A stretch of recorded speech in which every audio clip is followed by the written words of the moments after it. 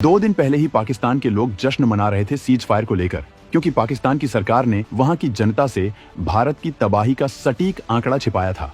लेकिन जब पाकिस्तान के लोगों को पता चला कि भारत ने तो उनके एयरबेस तो छोड़ो, वहां के परमाणु ठिकानों तक को नहीं छोड़ा, वहां पर भारत की ब्रह्मोस मिसाइलों ने तबाही बरसाकर रख दी है। नतीजा, वहां पर जो परमाणु हथियार थे वो बर्बाद हो गए हैं। प्राप्त जानकारी के मुताबिक वहां पर परमाणु मिसाइलें नष्ट होने से रेडिएशन फैल गया है, जिसकी वजह से वहां पर परमाणु आपातकाल लगा है। अब पाकिस्तान फिर से खौफ में है, क्योंकि एक तो भारत ने उनके परमाणु ठिकानों तक को बर्बाद कर दिया, दूसरा भारत ऑपरेशन सिंदूर को चालू रखा हुआ है। पता नहीं कब मोदी ऑपरेशन सिंदूर के दूसरे चरण के लिए आदेश दे दें। ऊपर से पाकिस्तान ने भारत पर उसका कोई जवाब दिया तो भारत उसे युद्ध मानते हुए पहले से ज्यादा तबाही बरसाएगा। यानी पाकिस्तान इधर से भी मारा गया और उधर से भी। अब दोस्तों, भारत के इस पूरे ऑपरेशन में भारत के हथियारों का तो योगदान है ही, भारत की स्पेस एजेंसी का भी उतना ही योगदान है, जिसने बारीक से बारीक और सटीक से सटीक जानकारी देकर पाकिस्तान को बर्बाद के मुहाने पर ला दिया। इसरो की इस कामयाबी के बाद पूरी दुनिया में इसरो के चर्चे होने लगे हैं। पूरी दुनिया अब इसरो के साथ काम करने के लिए भाग रही है। मोदी सरकार भी इसरो को स्पेस का सुपर पावर बनाने के लिए भर भर कर बजट दे रही है, ताकि चीन, पाकिस्तान जैसे देशों के खिलाफ इसरो और भी ज्यादा ताकतवर हो सके। इसके लिए इसरो आसमान में कई प्रोजेक्ट चलाने वाला है और इसी क्रम में आज धमाकेदार खबर सामने आई है, जिसने पाकिस्तान से लेकर चीन तक को हैरान कर रही है। आगे बढ़ने से पहले हम कुछ सवाल रखते हैं। क्या है इसरो का वो 22,500 करोड़ रुपए का महा प्रोजेक्ट, जो सिर्फ 1 से 2 साल में अंतरिक्ष में सैटेलाइट्स का ऐसा जाल बिछा देगा कि दुश्मन चूं भी नहीं कर पाएगा? कैसे भारत सिर्फ चंद सालों में जासूसी सैटेलाइट्स की एक पूरी फौज खड़ी कर रहा है, जिससे पाकिस्तान और चीन के हर कोने पर 24 घंटे 7 दिन बाद जैसी नजर रखी जाएगी? वो कौन सा सीक्रेट सैटेलाइट था जिसने सर्जिकल स्ट्राइक और एयर स्ट्राइक के दौरान भारतीय सेना की तीसरी आंख बनकर काम किया? और क्या अब उसका भी बाप यानी लेटेस्ट वर्जन अंतरिक्ष में गरजने को तैयार है? क्या है भारत का स्पेस बेस्ड सर्विलांस 3 प्रोग्राम, जिसे सुनकर ड्रैगन और उसके दोस्त पाकिस्तान के पसीने छूट रहे हैं? आखिर क्यों इस प्रोग्राम ने दुनिया भर की स्पेस एजेंसियों में खलबली मचा दी है? कैसे ऑपरेशन सिंदूर के बाद भारत सरकार ने अपनी स्पेस जासूसी क्षमताओं को कई गुना बढ़ाने का फैसला किया और प्राइवेट कंपनियों को भी इस महा मिशन में शामिल कर लिया? कौन सी हैं वो 3 भारतीय प्राइवेट कंपनियां जो इसरो के साथ मिलकर दिन रात एक करके इन जासूसी सैटेलाइट्स को रिकॉर्ड टाइम में तैयार कर रही हैं? क्या सच में भारत अपने कुछ सबसे एडवांस्ड सैटेलाइट्स को लॉन्च करने के लिए एलन मस्क की स्पेसएक्स की मदद लेने वाला है? और अगर हाँ, तो क्यों? कैसे इसरो के सिर्फ 10 सैटेलाइट्स आज भी 7,000 किलोमीटर के दायरे में दुश्मनों की हर हरकत पर पैनी नजर रखे हुए हैं? और ये नेटवर्क कैसे और भी खतरनाक होने वाला है? यानी भारत का इसरो अब पूरे फॉर्म में है और जल्द कुछ बड़ा करने वाला है। तो चलिए इसरो के इस महा प्लान को परत दर परत जानते हैं। जब अंतरिक्ष बना भारत का ब्रह्मास्त्र, वो दिन गए जब भारत को किसी भी जानकारी के लिए दूसरों पर निर्भर रहना पड़ता था। आज हमारा इसरो यानी भारतीय अंतरिक्ष अनुसंधान संगठन दुनिया की टॉप स्पेस एजेंसियों में से एक है। और जब बात देश की सुरक्षा की आती है तो इसरो के सैटेलाइट्स किसी ब्रह्मास्त्र से कम नहीं है। इसरो के चीफ एस सोमनाथ के विजन और उससे पहले के प्रमुखों की मेहनत रंग ला रही है। जैसा कि पूर्व प्रमुख वी नारायणन ने एक बार बताया था, इसरो के लगभग 10 सैटेलाइट्स देश की सुरक्षा के लिए 24 घंटे 7 दिन बिना पलक झपकाए रणनीतिक निगरानी कर रहे हैं।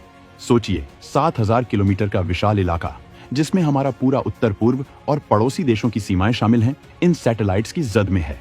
ये सैटेलाइट्स हमारी सेनाओं के लिए आंख और कान का काम करते हैं और इनकी मदद के बिना आज हम अपनी सीमाओं की इतनी सटीक निगरानी शायद ही कर पाते। और याद है 2016 ऑपरेशन और उसके बाद बालाकोट ऑपरेशन? कहा जाता है कि उन ऑपरेशनों की प्लानिंग और रियल टाइम मॉनिटरिंग में हमारे कार्टोसैट सीरीज के सैटेलाइट्स का बहुत बड़ा हाथ था। इन सैटेलाइट्स ने ऐसी हाई रेजोल्यूशन तस्वीरें और डेटा मुहैया कराया, जिसने हमारे वीर जवानों को दुश्मन के घर में घुसकर अपने मिशन को अंजाम देने में मदद की। ये सैटेलाइट्स रात के अंधेरे में भी, खराब मौसम में भी दुश्मन की हर हरकत को कैद कर सकते हैं। लेकिन भारत यहीं नहीं रुका। टेक्नोलॉजी लगातार एडवांस हो रही है और हमारे दुश्मन भी। इसलिए इसरो ने अपने निगरानी तंत्र को और भी घातक बनाने के लिए कमर कस ली। इसी कड़ी में हाल ही में लॉन्च किया गया अर्थ ऑब्जर्वेशन सैटेलाइट US-09, जिसे रिसैटिक बी के नाम से भी जाना जाता है। ये सैटेलाइट कोई मामूली चीज नहीं है, बल्कि ये उसी कार्टोसैट फैमिली का लेटेस्ट और सबसे एडवांस्ड वर्जन है, जिसने सर्जिकल स्ट्राइक में हमारी मदद की थी। करीब 1710 किलोग्राम वजन वाला ये सैटेलाइट पृथ्वी की कक्षा में 529 किलोमीटर की ऊंचाई पर स्थापित किया गया है। इसकी सबसे बड़ी खासियत है इसका C band synthetic aperture radar. अब आप पूछेंगे ये SAR क्या बला है? तो सरल भाषा में समझिए, ये एक ऐसी जादुई आंख है जो दिन हो या रात, घने बादल हो या भयंकर कोहरा, हर मौसम में पृथ्वी की एकदम साफ और हाई रेजोल्यूशन तस्वीरें ले सकती है।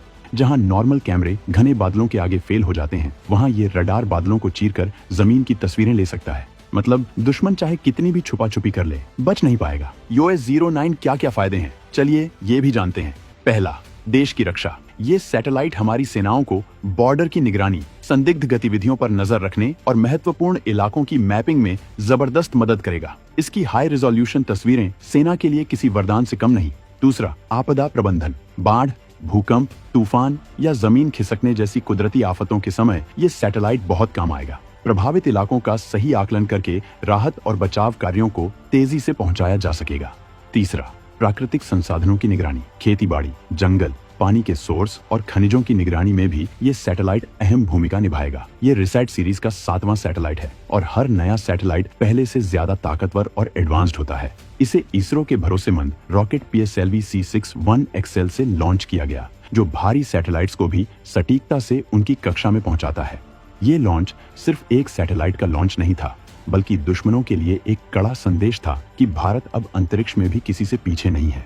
अब बात करते हैं ऑपरेशन सिंदूर की। इस ऑपरेशन की डिटेल्स भले ही पूरी तरह से पब्लिक न हो, लेकिन इतना तो साफ है कि इसने हमारे सुरक्षा तंत्र को और भी चौकन्ना कर दिया। और इस ऑपरेशन की सफलता के पीछे भी कहीं न कहीं इसरो के स्पेस एसेट्स का बड़ा योगदान रहा। खबरों के मुताबिक भारतीय सेना ने ऑपरेशन सिंदूर के लिए न सिर्फ अपने डोमेस्टिक यानी घरेलू मिलिट्री सैटेलाइट्स का इस्तेमाल किया, बल्कि जरूरत पड़ने पर कमर्शियल ग्लोबल ऑपरेटर्स से भी डेटा हासिल किया। इसरो की टीमों ने 24 घंटे काम करके सेना को जरूरी मदद पहुंचाई। सोचिए, हमारे वैज्ञानिक और इंजीनियर पर्दे के पीछे रहकर देश की सुरक्षा में कितना बड़ा योगदान देते हैं। ये भी जानना दिलचस्प है कि हमारे भारतीय सैटेलाइट्स एक स्पेसिफिक एरिया का डेटा हर 14 दिन में डाउनलोड कर सकते हैं, जबकि कमर्शियल सैटेलाइट्स से ये डेटा रोजाना भी मिल सकता है। कार्टोसैट सैटेलाइट फैमिली तो जैसे भारतीय सेना की खुफिया टूलकिट का अहम हिस्सा बन चुकी है, जो हाई रेजोल्यूशन इमेज और वीडियो मुहैया कराती है। और हाँ, ये भी खबरें आई कि पाकिस्तान अपनी हरकतों के लिए अमेरिकी कंपनी मैक्सार की सैटेलाइट तस्वीरों पर निर्भर रहता है और उसके पास चीन के मिलिट्री स्पेस एसेट्स का भी एक्सेस है। लेकिन चिंता की कोई बात नहीं, क्योंकि भारतीय सेना के पास भी यूरोप के सेंटिनल और अमेरिका के दूसरे कमर्शियल ऑपरेटर्स से सैटेलाइट डेटा हासिल करने की क्षमता है। मतलब मुकाबला हर मैदान में है और भारत किसी से कम नहीं। 22,500 करोड़ का तूफान, space based surveillance 3 programme. Operation Sindoor जैसे हालातों और पड़ोसियों की नापाक हरकतों ने एक बात तो साफ कर दी थी, भारत को अपनी अंतरिक्षीय निगरानी क्षमताओं को कई गुना, जी हाँ कई गुना बढ़ाना होगा। और इसी जरूरत को समझते हुए भारत सरकार ने एक ऐसा कदम उठाया जिसने दुनिया को चौंका दिया। ये कदम है स्पेस बेस्ड सर्विलांस 3 प्रोग्राम। ये कोई छोटा मोटा प्रोग्राम नहीं है। इस प्रोग्राम के तहत कुल 52 जासूसी सैटेलाइट्स का एक पूरा जाल अंतरिक्ष में बिछाया जाएगा। जरा कल्पना कीजिए, 52 बाज आसमान में मंडरा रहे हों, जिनकी नजर से कुछ भी छिप न सके। और सबसे बड़ी बात, इस मिशन को पूरा करने की टाइमलाइन। पहले इन सैटेलाइट्स को बनाने के लिए 4 साल का वक्त दिया गया था, लेकिन मौजूदा जियोपॉलिटिकल हालात और देश की सुरक्षा की अर्जेंट जरूरतों को देखते हुए इस टाइमलाइन को घटाकर सिर्फ 12 से 18 महीने कर दिया गया है। लक्ष्य ये है कि ये सैटेलाइट्स 2026 या उससे भी पहले ऑपरेशनल हो जाएं। ये है नए भारत की रफ्तार, ये है नए भारत का संकल्प। अक्टूबर 2024 में कैबिनेट कमेटी ऑन सिक्योरिटी ने इस प्रोग्राम को हरी झंडी दी और तब से इस पर तूफानी तेजी से काम चल रहा है। इन 55 सैटेलाइट्स में से 21 सैटेलाइट्स हमारा गौरव इसरो खुद डेवलप करेगा, लेकिन बाकी 31 सैटेलाइट्स को बनाने की जिम्मेदारी 3 प्राइवेट भारतीय कंपनियों को सौंपी गई है। अनंत टेक्नोलॉजीज, सेंटम इलेक्ट्रॉनिक्स और अल्फा डिजाइन टेक्नोलॉजीज। ये भारत के स्पेस सेक्टर में प्राइवेटाइजेशन की तरफ एक बहुत बड़ा और साहसिक कदम है। ये कंपनियां पहले भी इसरो के कई महत्वपूर्ण मिशंस जैसे चंद्रयान 3 में अहम भूमिका निभा चुकी है और इनके पास बेहतरीन टेक्निकल एक्सपर्ट्स की टीम है। हैदराबाद की अनंत टेक्नोलॉजीज, जिसके प्रमुख इसरो के पूर्व दिग्गज सुब्बा राव पावलुरी हैं, ने तो चंद्रयान 3 के लिए भी अहम कंपोनेंट्स सप्लाई किए थे। वहीं अल्फा डिजाइन टेक्नोलॉजीज, जिसे अब अडानी डिफेंस एंड एरोस्पेस ने अधिग्रहित कर लिया है, भारत के अपने नेविगेशन सिस्टम नाविक को बनाने में इसरो की प्रमुख पार्टनर रही है। इन सैटेलाइट्स का मुख्य काम होगा भारत की सीमाओं, खासकर पाकिस्तान से लगी सरहदों पर कड़ी नजर रखना। साथ ही ये बाढ़ और भूकंप जैसी प्राकृतिक आपदाओं के समय भी महत्वपूर्ण मदद पहुंचाएंगे। और सुनिए एक और दिलचस्प बात, इन सैटेलाइट्स को लॉन्च करने के लिए इसरो के अपने बाहुबली रॉकेट LVM-3 के साथ साथ एलन मस्क की कंपनी स्पेसएक्स के रॉकेट्स का भी भी इस्तेमाल किया जा सकता है। ये दिखाता है कि भारत अपने राष्ट्रीय हितों के लिए दुनिया की बेस्ट टेक्नोलॉजी और सुविधाओं का इस्तेमाल करने से पीछे नहीं हटेगा। अनंत टेक्नोलॉजीज द्वारा बनाया जा रहा एक ऐसा ही एडवांस्ड सैटेलाइट तो इसी साल 2025 में लॉन्च के लिए तैयार हो सकता है। रक्षा मंत्रालय ने ऑपरेशन सिंदूर से ठीक पहले इन नेक्स्ट जनरेशन जासूसी सैटेलाइट्स के डेवलपमेंट को फास्ट ट्रैक करने के निर्देश जारी कर दिए थे। ये कदम आज के संवेदनशील जियोपॉलिटिकल माहौल में बेहद जरूरी है। SBS-3 न सिर्फ भारत की राष्ट्रीय सुरक्षा के लिए एक महत्वपूर्ण इंफ्रास्ट्रक्चर बनेगा, बल्कि ये प्राइवेट स्पेस कंपनियों के लिए भी एक सुनहरा मौका है कि वे देश के इतने बड़े और महत्वपूर्ण प्रोजेक्ट्स में अपना योगदान दे सकें। तो दोस्तों, आपको क्या लगता है, क्या भारत का ये SBS-3 प्रोग्राम चीन और पाकिस्तान को उनकी हद में रहने पर मजबूर कर देगा? प्राइवेट कंपनियों को इतने महत्वपूर्ण स्ट्रेटेजिक प्रोजेक्ट में शामिल करना कितना सही फैसला है? क्या इन 52 सैटेलाइट्स के अलावा भी इसरो कुछ और सीक्रेट मिलिट्री स्पेस प्रोजेक्ट्स पर काम कर रहा होगा? भारत की इस अंतरिक्षीय छलांग का दुनिया पर क्या असर पड़ेगा? अपने विचार नीचे कमेंट्स में जरूर लिखें।